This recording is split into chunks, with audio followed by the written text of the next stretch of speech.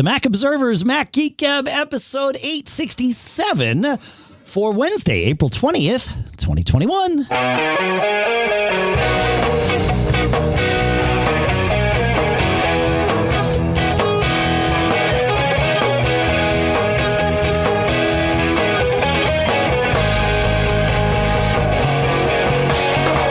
Greetings, folks, and welcome back to the Mac Observer's Mac Geek Gab, the show, well, where you normally send in your questions, tips, and cool stuff found, and we share all that with the goal of learning at least 5 new things together. Today, we will learn 5 new things by dissecting Apple's just finished, at least just before we recorded this, spring-loaded event. So we've got some things to talk about there, and then we'll get back to your questions starting with 868 on Monday on our regular schedule. Sponsors for this particular episode include fastmail.com/MGG and SaneBox.com/MGG. So 2 tools that will get your email in order. We'll talk more in detail about each of those in a little bit. Here for now, as usual, here in Durham, New Hampshire, I'm Dave Hamilton. And here with my new mute button that Dave got me, which I just had to use because apparently the neighborhood is burning down here in Fairfield, Connecticut. This is John F. Braun. I hope your neighborhood's not burning down. I hope it's a false alarm. There you go. Yeah. From what I can tell, having lived here, it's the fire engines and not the police or ambulance. Yeah. Yeah. Well, I hope it's a false alarm. I hope nobody's house is burning down. That would not be good. But we've got lots to talk about here. It's good to see you again. It's 2 days in a row here, or we had a day break, but it's 2 days in a row for episodes to drop. So exciting stuff from Apple today, man. The pace of this event. Our assumption, we are doing this not to recap the event. So, it's about an hour long. It's posted on Apple's site. We highly recommend that you go and watch it. We will certainly talk through the details of the things that we're going to talk through, but we won't go through everything. But we will sort of dissect the things that we found interesting or otherwise dissectable. But the pace of this event was fast. I mean, in the first 5 minutes, they went through 16 different things and then started to get to the meat of things, which is already the meat. I was pretty impressed. I'm out of breath, John, just from watching the event. It was a workout. Okay. There were some interesting themes during the presentation. I don't know if you noticed any of them.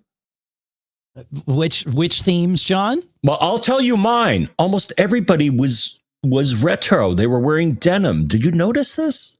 No. You're right. Tim was wearing jeans. Yeah.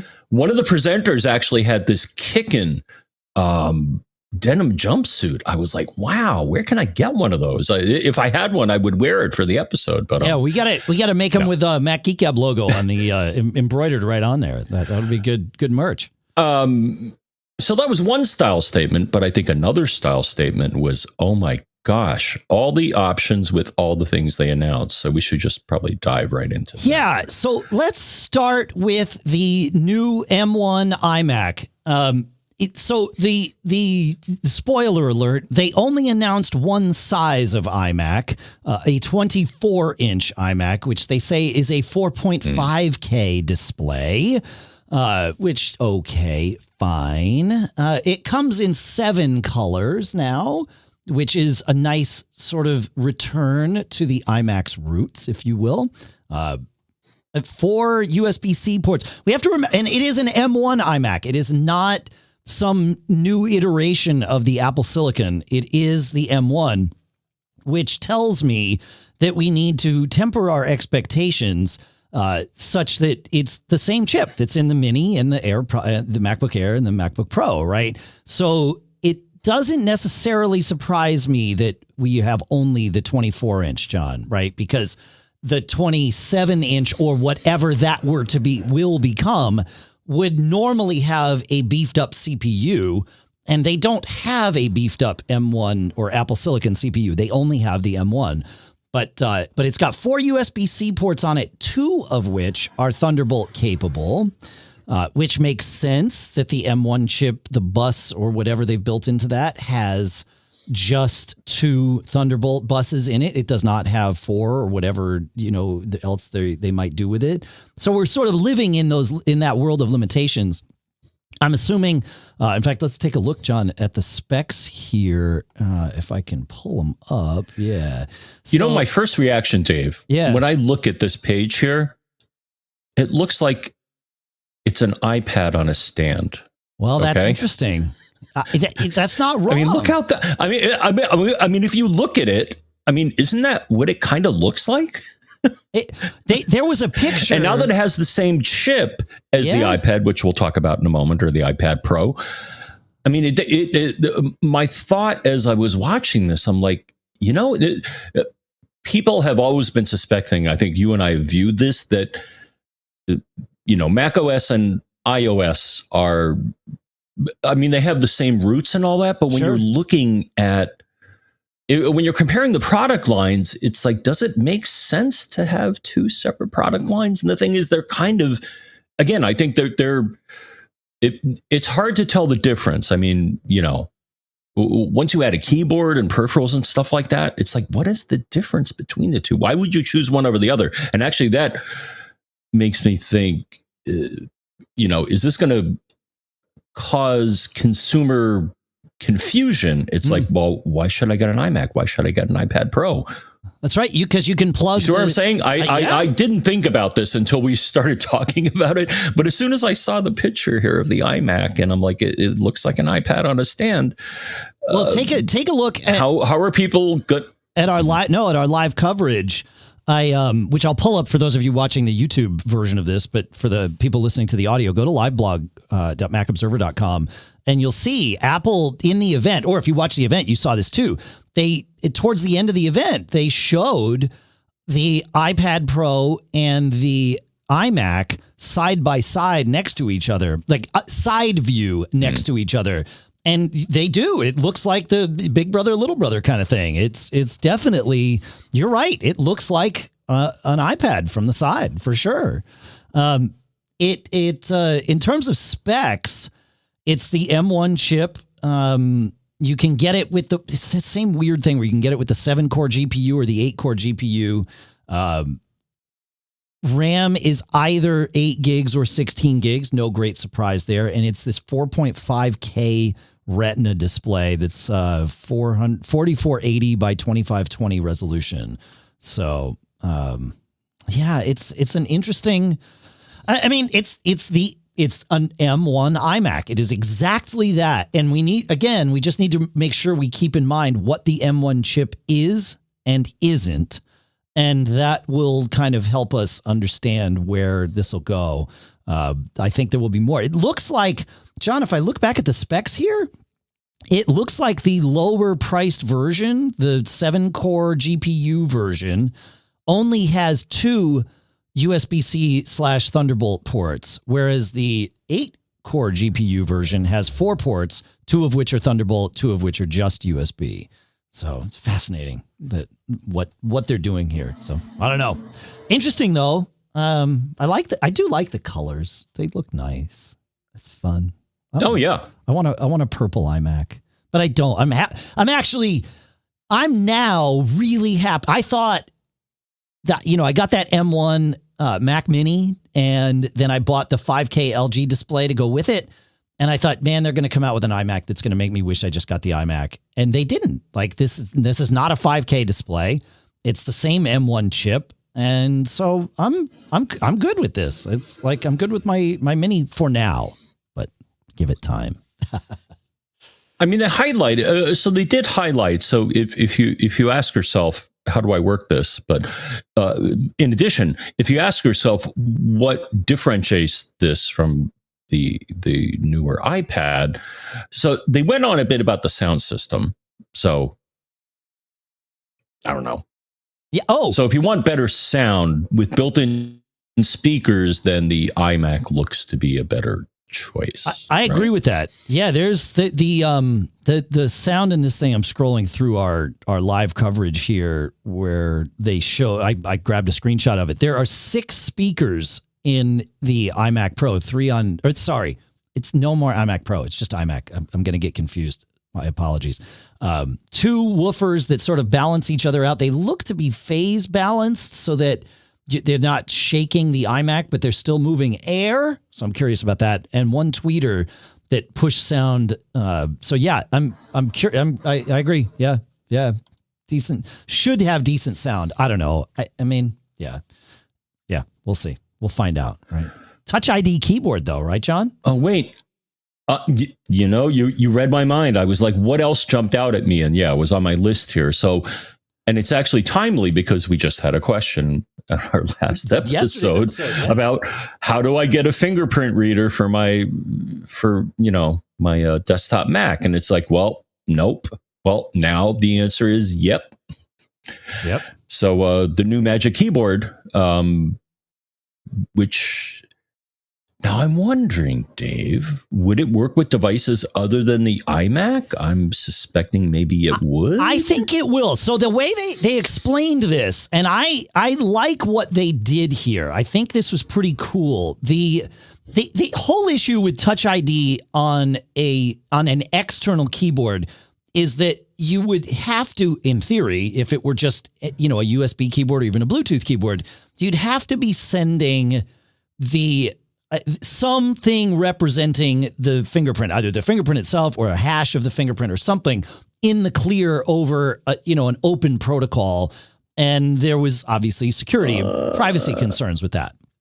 So USB or Bluetooth. Okay. Right? So whether it's a USB, so what you're saying is that, so whether it's either a hardwired USB connection or Bluetooth or something like that, the potential for the data to be sent in the clear is a bad thing. How do you address that? And how do you address that? Right. And what they said they did was, and of course I don't see any technical details about this. I could be missing them, but what they said they did was they have a secure wireless connection between the keyboard and the secure enclave on the M1 chip. So it's just like the keyboard in our laptops, or the Touch ID sensor, I should say, in our laptops, that does that same thing. It just sort of bypasses the rest and just talks directly to the secure enclave and everything is good. But like your Mac Mini, your 2018 Mac Mini has a secure enclave on the T2 chip. My M1 Mac Mini presumably has, I know it does, it has the secure enclave on the M1 chip. So yeah, that's an interesting point. Could that Touch ID keyboard work with a non iMac Mac? And I see no technical reason why it couldn't, but of course I'm not Apple. I'm just, I watched an event 20 minutes ago and now I'm making stuff up. But I think you're right. I think that's potentially doable. It would be nice to have. I like the idea of, it would be nice to have a separate Touch ID sensor so that I could like put it, have keyboard of choice. And then Apple will never sell it that way. I can't imagine, but whatever. It's fine. What do we have anything more on the iMac here, John? No, I think we're good. I wish I waited a little longer to replace my parents' machine. So I got them in 2019. I told you. Yeah. That'll probably serve them for many years. But I think we've said it before. The right time to buy a Mac is when you need one. Totally. Don't wait, because they're always going to come out with something new. Right. Yeah. And they did. Yeah. So that's great. What did they say? For most of these products, I think it was April 30th. You can purchase them. So. That's right. Yeah, that's right. And it's iMac's, the pricing ranges from $12.99 to $16.99. $16.99 gets you it might even be more than that if you want 16 gigs of RAM. And so let's see, which iMac would I want? I'd want purple, and because obviously, and I would want the 512 gigs of storage. Okay, so for $16.99, that comes with 8 gigs of RAM, and then presumably we can pay a little more. I don't seem to be able to add one of these to my cart yet. Of course, I can order on 4/30, so that's why 10 days. But presumably I'm going to have to pay a little bit more to jump that up to 16 gigs. So figure $18.99, right? $17.99 maybe. So I find it interesting. So you said you looked at the product page. I have not as of yet, though I should probably go to it right now. But so 16 is the most RAM they offer. Well, it's an M1, so I guess this confirms. Well, no, it doesn't confirm, because no, I saw an article the other day. Some hardware geek out there somewhere rewired an M1 machine, and it could address more RAM and more hard drive than Apple offers. So the capability is there. Yeah, I guess that's true. I guess I just find it interesting that, you know, because I would consider the iMac like the next step up from the Mini. So not offering more RAM, I think, is sending home their message that you really don't need this. And I don't know about you, but I haven't heard from any listeners to Mac Geek Gab complaining that the perceived RAM limitation is an issue that you have to worry about. Yeah, so my M1 Mini in the office is but if you do, feedback. But if you do, yeah. But if you have an M1 Mac and the amount of RAM in there doesn't do it for you, feedback at macgeekgab.com. Yeah, I will let you resync your audio connection. It seems like we are seconds out of sync here, but my M1 Mini in the office is probably my best. For me, is the best test of whether 16 gigs of RAM is enough. And on that M1 Mini in the office, I've been running the Dogecoin core because I want to see how many Dogecoin I have. It's been a while since I've launched my wallet, but it takes up a massive amount of RAM and about 50 gigs of hard drive space to sync up the whole Doge blockchain. It's a big pain in the neck. And so it's been running for a couple of days because there's a bunch of leechers on the Doge network, and so it's slowing things way down because it's gotten very popular. And so I've been running it for a few days, and it has pushed into, like, I think I saw it at about 6 gigs of swap used the other day, but I would not have noticed that if I were not looking for it. Now, I also tested the hard drive on that thing, and I get over 3,000 megabytes a second reads and writes. So, like, that's pretty close to RAM, not hard drive, the SSD. So that's pretty close to RAM speeds anyway. So the swapping doesn't really seem to be an issue, at least from a performance standpoint. Now, I don't do crazy, like, performance requiring things on that computer. I'm not pegging it with like video streaming and things like that all the time. So it's hard to say whether I would notice a RAM limitation, you know, if I were like doing this or something with it, like streaming the show, but I don't think I would. I think it's okay. But yes, I think the time will come when we will get more RAM in our Apple Silicon based Macs, but the time is not today. So there you go. Yeah. I want to take a minute, John. We have the M1 iPad Pro to talk about, and of course, AirTags and podcast stuff too. I want to take a minute and talk about our two sponsors today. If are we done with the iMac? Oh, yes. All right. Please, moving on. All right. We've got two sponsors for you today, each to help you with your email. Two great tastes that taste great together. First up is Fastmail at fastmail.com/MGG. We've talked about Fastmail on the show before, and I've been checking it out again, and I'm ready to move. I got to be perfectly honest. I've been using Google Apps for domains for a long time, their free account, and keep running into weird limits and things like that. We've talked about it here on the show. Well, with Fastmail, first of all, works totally great with the built-in mail client on your Mac or your iPhone, calendar, contacts, apps, all of that stuff, right? And they have a great web client, but they've also got their own iOS app. And if you want to have email from a custom domain, it's less expensive than Gmail. You can bring in all your domains for just $5 a month. Actually, it's less than $5 a month because Mac Geek Gab users not only get to try Fastmail free for 30 days, you get 10% off your first year by going to fastmail.com/MGG.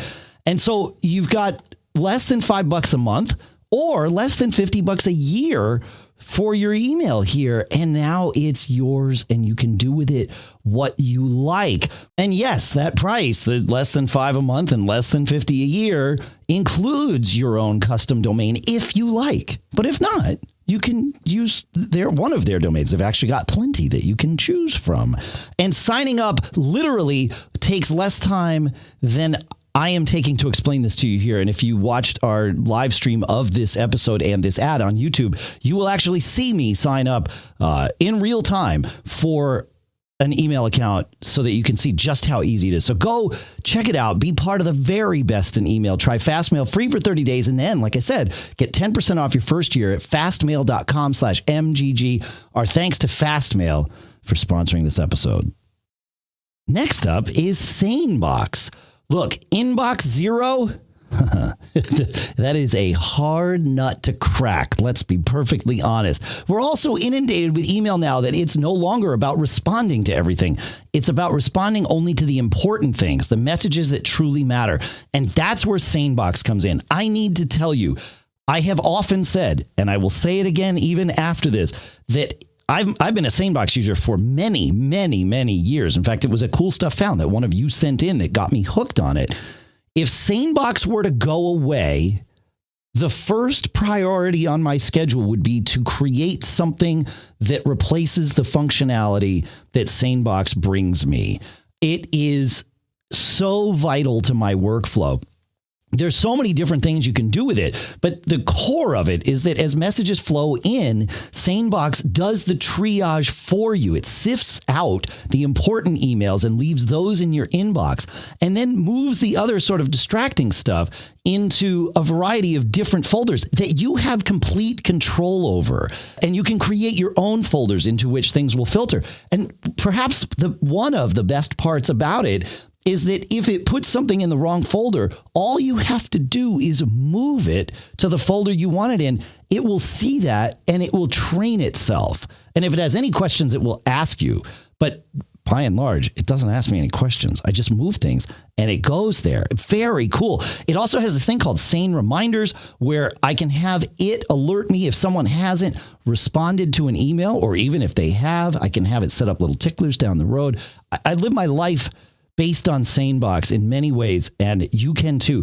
Visit sanebox.com/MGG today to see how SaneBox can magically remove distractions from your inbox, and you get a 2-week free trial. Plus, you get a $25 credit. So again, that's SaneBox, SaneBox.com/MGG. And our thanks to SaneBox for doing what they do and for sponsoring this episode.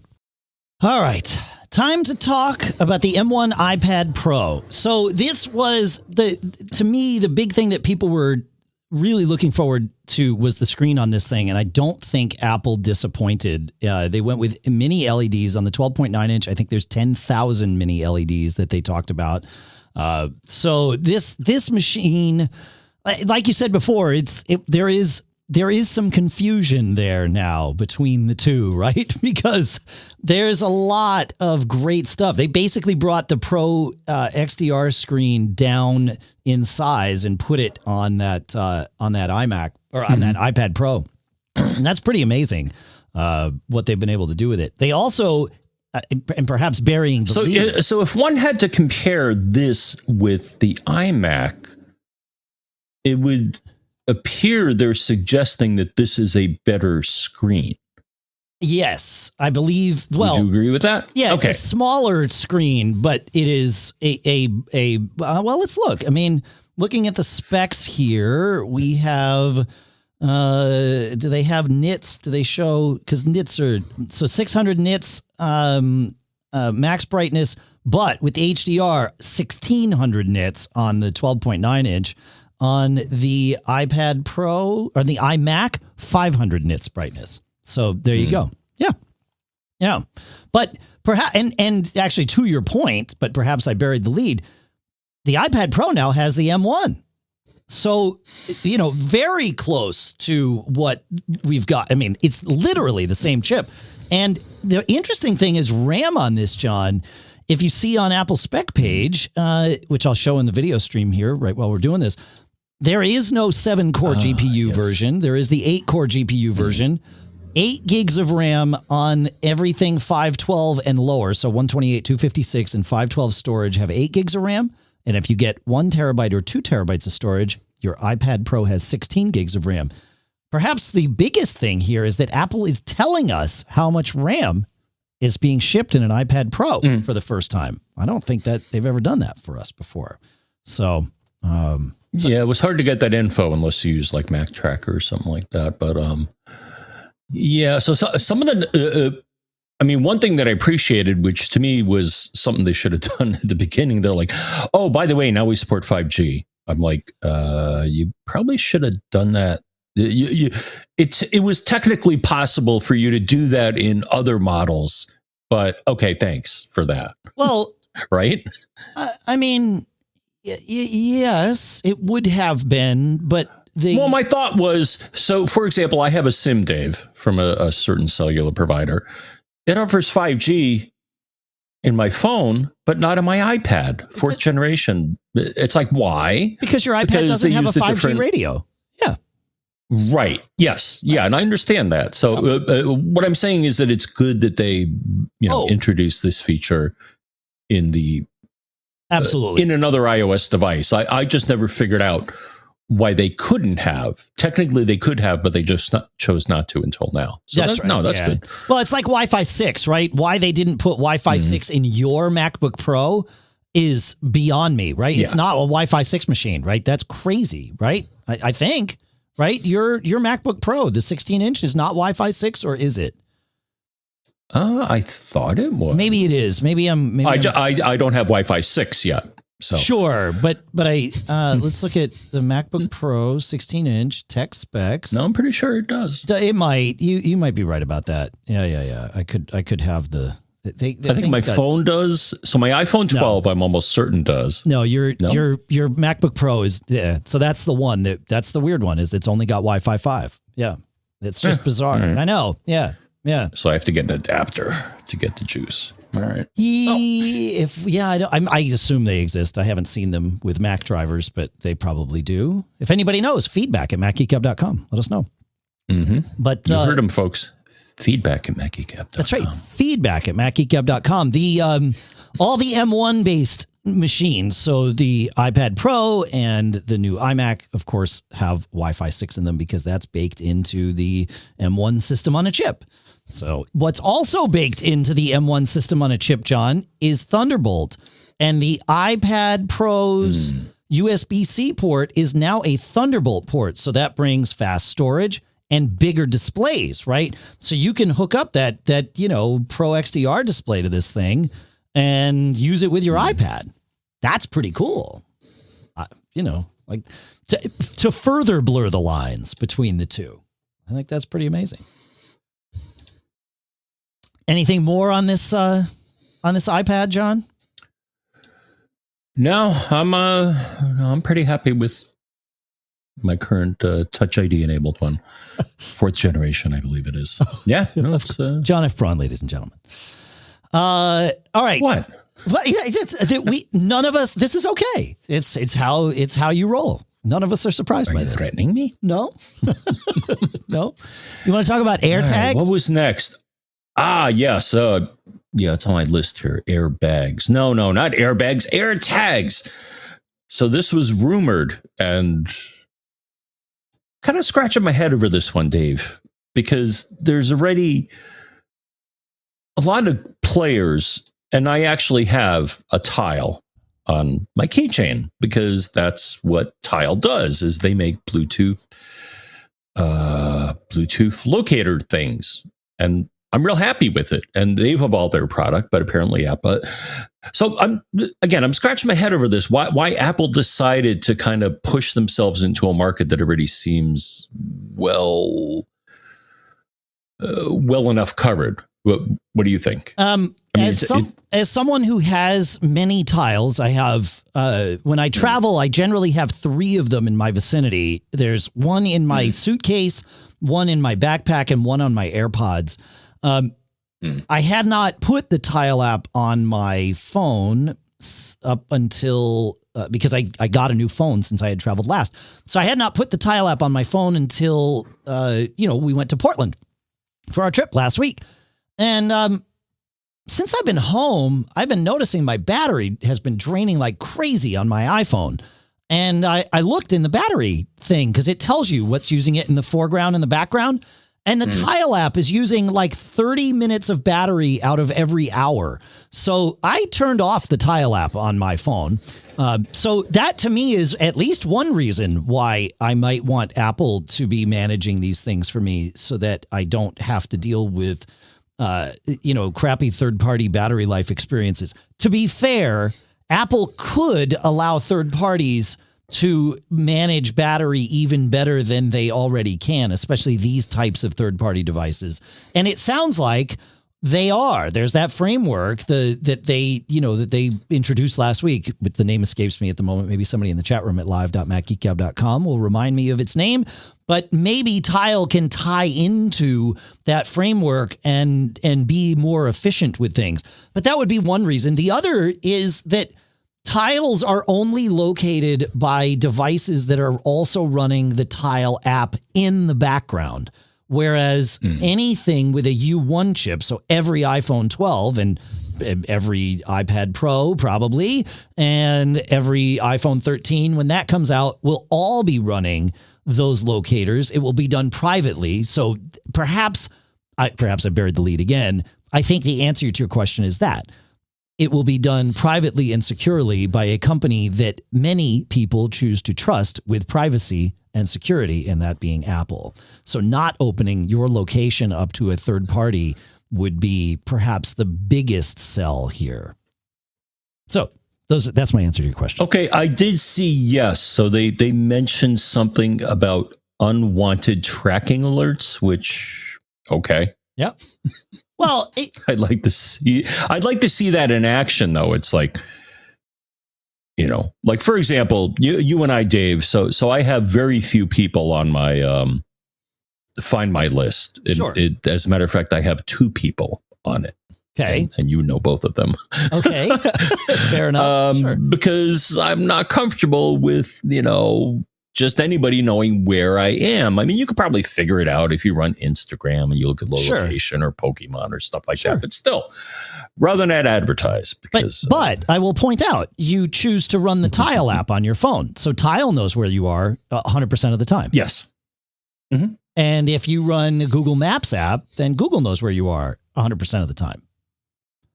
And if you give Facebook access to your location, Facebook knows where you are 100% of the time, if they want. So right. So the benefit of Apple doing this, number one, the pricing looks pretty competitive compared to other products, and it integrates with Apple's ecosystem, and they slather on a little bit of security beyond what the others maybe can do but don't do by default. Well, sure. I think the other thing is that it is Apple. And Apple is a company that has put itself, I mean, they've spent decades doing this, but they've put themselves in a position where we are actually the customers, not the product. And many other companies, including a lot of the ones that I mentioned in my list before about those that also know your location, are not in the business of you and I being the customer. You and I are the product.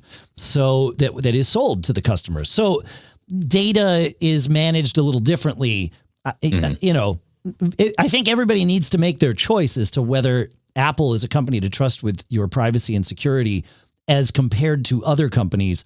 I trust them fairly highly with both of those things as compared to other tech companies. So I think that's part of it. Now, what I did notice, which some of the other vendors, Tile and Tracker, are the 2 that I've used. Tile is the only one I currently use, in addition to Apple's product. But the accessories that they offered were nice, a nice addition as well. Yeah. Hold on, we're gonna. You can either. You want to hear the. I think that's the ambulance now. Oh, that's not good. That's not. Well, you live like right across the street from at least one of the emergency. I am down the street from the police station and the fire station. Yeah, there you go. So, okay. The good news in that case is that I'm really not too worried about personal security or my house burning down. Right. Oh, yeah, right. For sure. Right. Yeah. They're right down the street. But it does get noisy. Right. Right. And I have to say, it tickles me because every now and then there's a basset hound in the neighborhood, dude. And whenever he hears the fire engine, the basset hound goes off. Of and it's course. Oh, yeah. Of course. Yeah. Yeah. Because it's like he's one with the fire engine. Right. Anyways, no, I'm definitely going to check them out. I mean, the price is good, and integrating with Apple's ecosystem is another attractive feature. Yeah. So. Yeah, $29 for one, $99 for four. I think they get delivered on the 30th, and you can place your pre-order on the 23rd, which I believe is Friday, if I'm doing my math correctly. So, no, I think that's pretty cool. While we're at it, the other things that Apple announced, or talking about the other things that Apple announced, I do want to give mention to the purple iPhone 12. It looks like, I'm trying to figure out, I think that is the 12 mini that I'm seeing there as well. So, so you can get them all in purple. I like my product red iPhone for sure. But if I had my druthers, if I had the choice today, I would certainly pick purple. So that was nice to see. I like it. That came kind of out of left field. I'm like, agreed. Okay, purple's nice. Yeah. I like purple. I mean, those of you that are watching the live stream, or if you've ever watched the live stream, you know that the walls and ceiling, believe it or not, in my studio is purple, and the drums that are not in my studio are purple. Okay. So, So purple is definitely my color. So what else caught my attention? A few things. They went on about their environmental stance, and more power to them. Sure. They're trying to pollute as little as possible. No, which is great. Well, it's Earth Day today, so that's the yes. So I thought they'd have to go on about that. They talked about some stuff about Apple Card, but I don't think it's but what I think is important. I like my Apple Card. Is Apple Podcasts. With the subscriptions, yes, right? Now this is a pretty interesting thing. So a few weeks ago, maybe more than a month ago, they changed the button from subscribe to follow in Apple Podcasts. So you no longer subscribe to Mac Geek Gab, you follow Mac Geek Gab. And now today you could subscribe, not to Mac Geek Gab, because we have not put up a subscription in Apple yet. And I'm not saying yet because we are planning to. I'm saying yet because we just haven't, and we haven't researched it. Like, it literally came out an hour ago. But what subscriptions are is a paid a way for us to charge you for episodes within Apple's ecosystem is probably the right way to say that. And I'm stoked about this. This is, for so many reasons, this is sort of amazing. 16 years ago, Apple's podcast directory launched, and almost exactly, right? It was end of May or beginning of June or something like that. It was beginning of June at Macworld Expo in New York. It was July. We launched in June. They launched the directory in July. They announced it in March or April of that year. And since then, they really haven't done a whole lot with evolving their podcast offering. I mean, they've refined the store. They've obviously come out with the podcast apps and all of that stuff. But in terms of the offering of podcasts, what Apple does, I mean, they pay a team, and they're great people, and they manage the flow of things and all of that. But other than that, there's not a whole lot of resources, and it certainly hasn't been mentioned with any degree of prominence in a keynote in a very long time. And this got, it was right up front. I mean, it was packed into the front. But seeing them do this is good, because it was either that or they were going to just sit and languish and let Spotify win the day.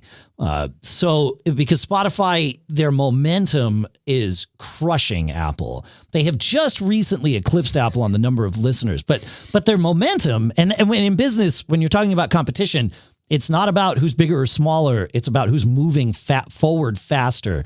And Spotify is crushing Apple in terms of momentum. So to see them opening this up, and now they've got, it's not just subscriptions. They let you do channels. So we could do, in theory, like a Mac Observer channel where you can get all of the Mac Observer podcasts sort of organized in the Apple's podcast app. We will almost certainly be doing something like that. We'll probably do something with various channels from our BackBeat Media shows as well. We got to dig into the new website, which we haven't done yet because we're doing this show right now. But I'm excited about just the attention that Apple is paying to podcasts and evolving their offering and making it, adding some elements that are, let's call them unique, although that might be the wrong word, but some things that make Apple's podcast offering Apple specific. And that's not a bad thing. Everybody else is doing it. So they, narrowing it down, it's not a bad thing. So I'm stoked about this. Whether the actual features that they've rolled out wind up being something that we fully leverage or not here, to me is less important than the fact that they've just done this. And it's a thing. Like they get to, like we get stuff from Apple about podcasts. Yay. So that's good. I don't know. But any thoughts on that? I didn't really hear a lot about the whole financial aspect of this, Dave. Okay.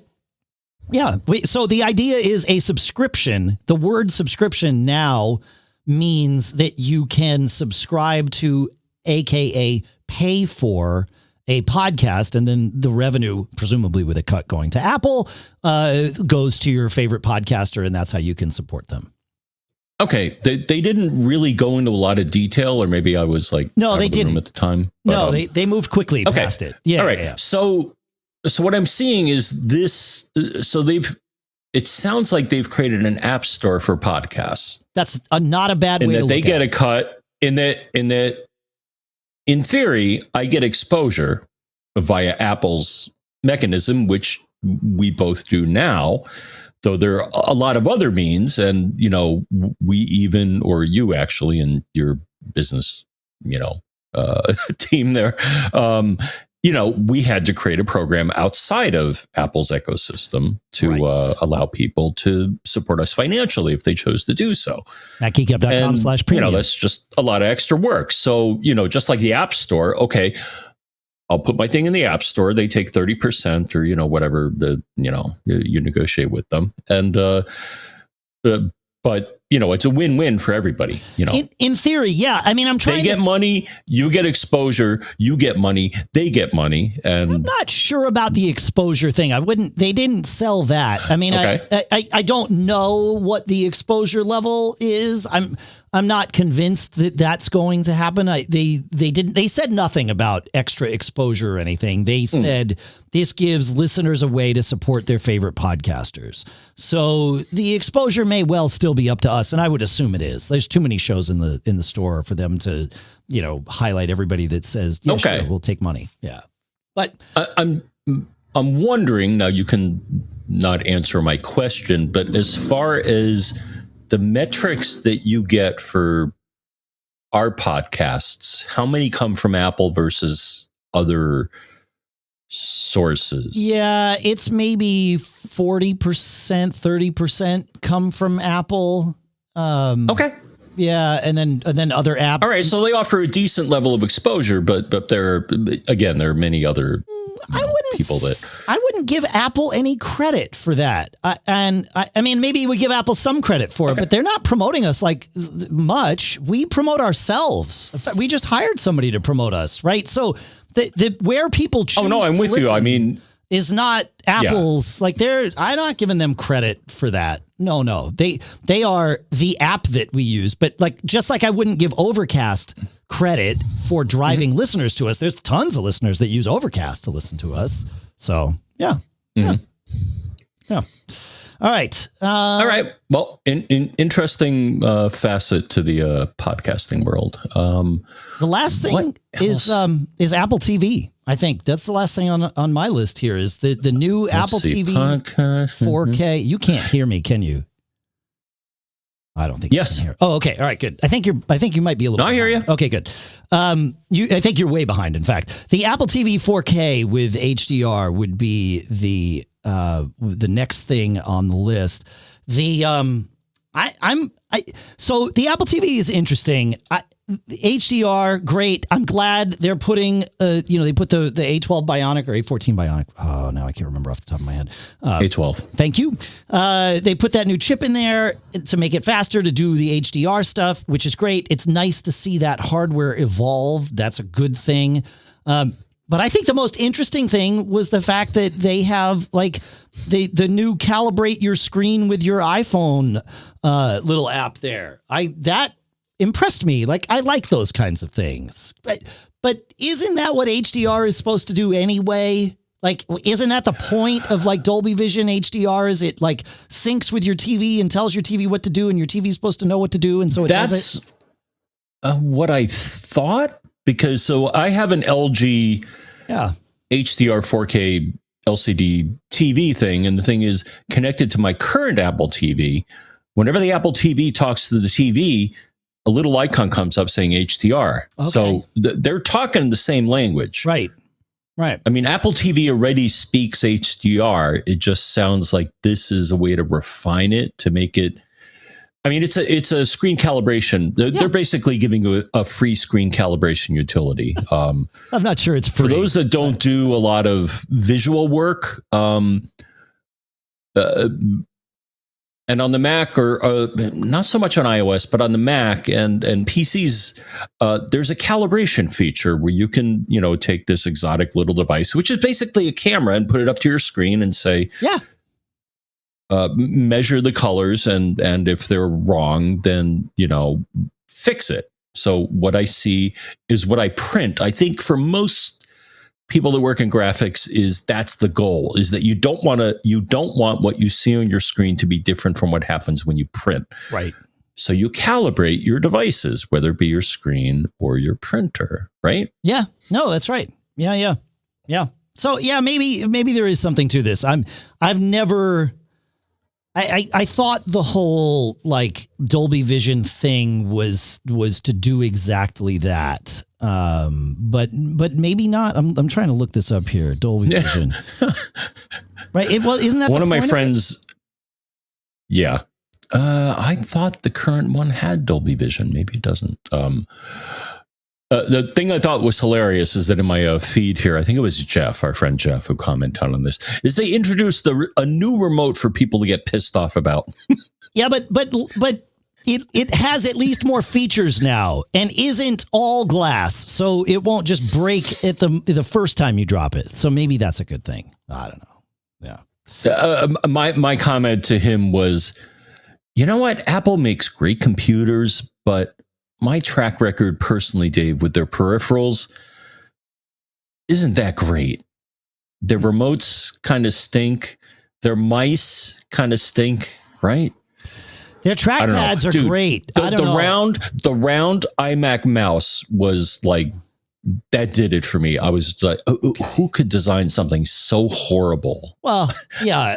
I mean, they've designed other things since then. I would say their keyboards and their trackpads their external keyboards and trackpads have been fantastic. The butterfly keyboard, of course, it's a mixed bag. Yeah. You're right. Yeah. Mm-hmm. Yeah, for sure.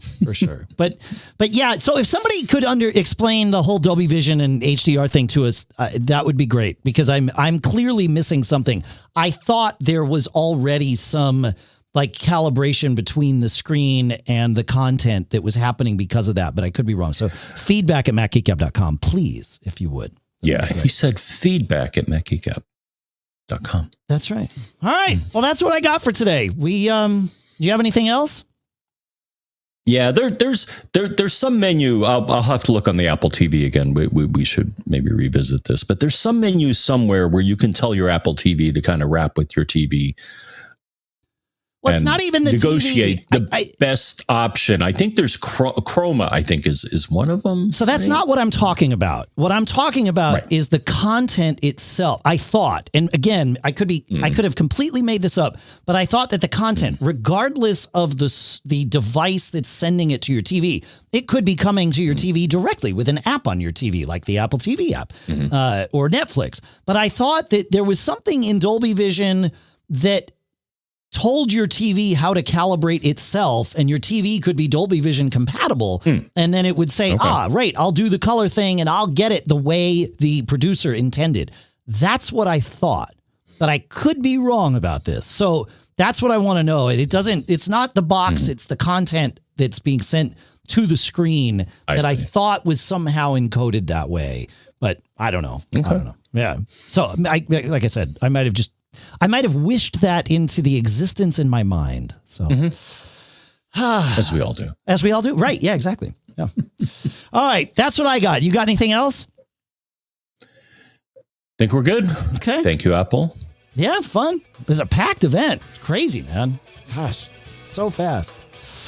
All right. We will be back on Monday, as usual. If you want to watch the show while we stream it or listen while we stream, join live.macgeekgab.com or go to macgeekgab.com/calendar, and you can subscribe to the very same calendar that John and I use to schedule these shows. So you will never miss one, because if you miss it, we will miss it. That's sort of how it works.